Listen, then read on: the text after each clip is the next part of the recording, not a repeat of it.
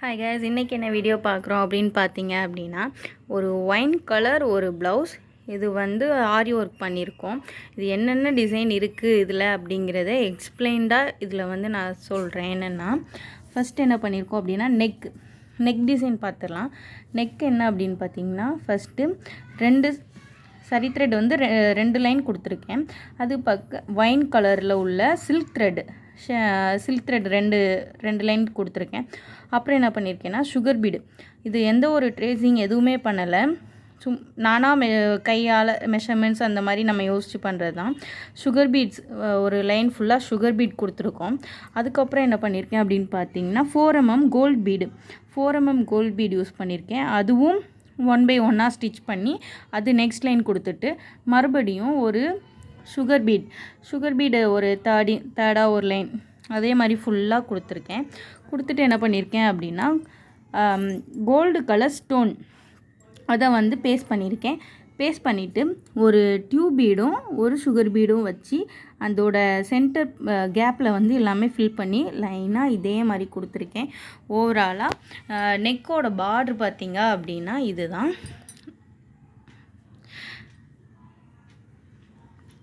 அப்புறம் பார்த்தீங்க அப்படின்னா, இதில் அங்கங்கே ஒவ்வொரு புத்தாஸ் கொடுத்துருக்கேன். புத்தாஸ் என்ன அப்படின்னு பார்த்தீங்கன்னா, இது வந்து டேப்லெட் பீடு, ஒயின் கலரில் டேப்லெட் பீட் யூஸ் பண்ணிவிட்டு அதை சுற்றி என்ன பண்ணியிருக்கேன் அப்படின்னா, சுகர் பீடால் கொடுத்துட்டு கீழே வந்து ஒரு குந்தன் ஸ்டோன் வச்சுட்டு, குந்தன் ஸ்டோனுக்கு கீழே இந்த மாதிரி சுகர் பீடால் அவுட்லைன் கொடுத்துட்டு கீழே ஒரு ட்ராப் வச்சுருக்கேன். இந்த மாதிரி குட்டி குட்டி புத்தாஸ் ஒர்க் பண்ணியிருக்கேன். இது வந்து பேக் நெக். இந்த ப்ளவுஸோட ஃப்ரண்ட் நெக் என்னன்னு பார்த்தீங்க அப்படின்னா, இங்கே போட்ட அதே பார்டர் எடுத்து ஃப்ரண்ட் நெக்காக போட்டிருக்கேன். நெக்ஸ்ட் என்ன அப்படின்னு பார்த்தீங்க அப்படின்னா ஸ்லீவ் ஒர்க்கு தான். ஸ்லீவ் ஒர்க்கு நம்ம எப்படி பண்ணியிருக்கோம் அப்படின்னா, எல்போ ஸ்லீவ் தான், ஹாஃப் ஸ்லீவ் இல்லை, எல்போ ஸ்லீவ் தான். ஆனால் என்கிட்ட என்ன கேட்டாங்க அப்படின்னா, இந்த மைல் ஸ்பேஸ் வந்து தெரியணும், அழகாக தெரியணும் அப்படின்னு கேட்டிருந்தாங்க.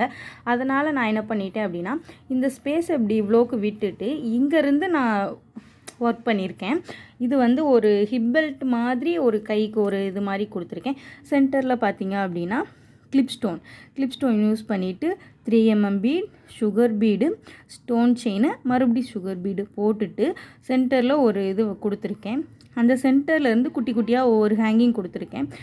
ஹேங்கிங்க்கு என்ன அப்படின்னு பார்த்தீங்க அப்படின்னா, வீட் பீடு ஃபஸ்ட் இதில் 7, அப்புறம் 5, அப்புறம் 3 இந்த மாதிரி வீட் பீட் கொடுத்துட்டு கீழே குட்டி குட்டி பியர்ஸ் யூஸ் பண்ணி டேப்லெட் பீடு வச்சு ஹேங்கிங் கொடுத்துருக்கேன். அதுக்கப்புறம் இந்த சைடில் அப்படின்னு பார்த்தீங்க அப்படின்னா, பார்டரில் வச்சு நம்ம அதே மாதிரி கோல்டு ஸ்டோன் வச்சுட்டு சுற்றி இந்த சுகர் பீடை வச்சுட்டு இப்படி ஒரு வேவி எஃபெக்டில் வந்து சுகர் பீட் ஸ்டிச் கொடுத்துருக்கேன்.